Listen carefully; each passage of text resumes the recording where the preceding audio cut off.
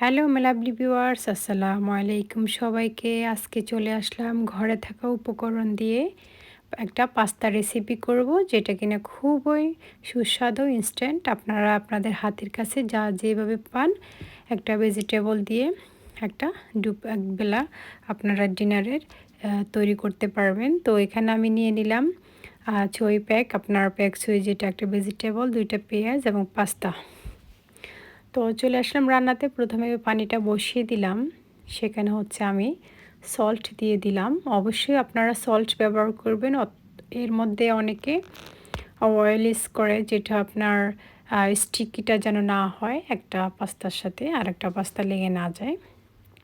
দেন আমি আপনার স্ল্যাশ করে কেটে নিলাম ভেজিটেবলগুলো। আপনারা চাইলে এভাবে কেটে নিতে পারেন। আমার খুব ফেভারিট ভেজিটেবলটা। অলমোস্ট হয়ে আসছে আমার পাস্তা সিদ্ধটা। সো মোটামুটি ভেজিটেবল অনেক সবগুলো আমি কেটে নিলাম। অলরেডি ওয়াশ করে নিয়েছি আমি।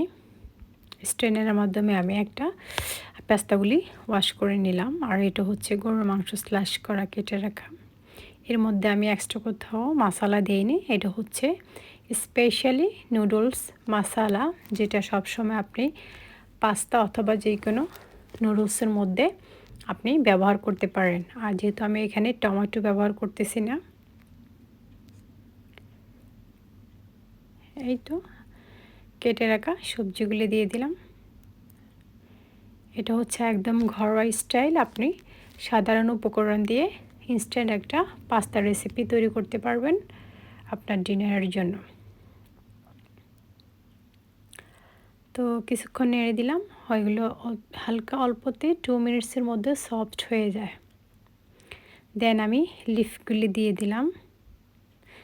কিছুক্ষণ আমি নাড়াচাড়া করে দিচ্ছি।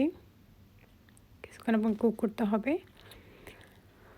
এই তো পাতাগুলি কোথায় চলে গেল, মনে হয় আমি কিছু দিইনি। একটু আগে যেটা দেখলে অবশ্যই সফট হয়ে গেল 1 মিনিটের মধ্যে। এর মধ্যে আমি পাস্তাগুলি ঢেলে দিচ্ছি।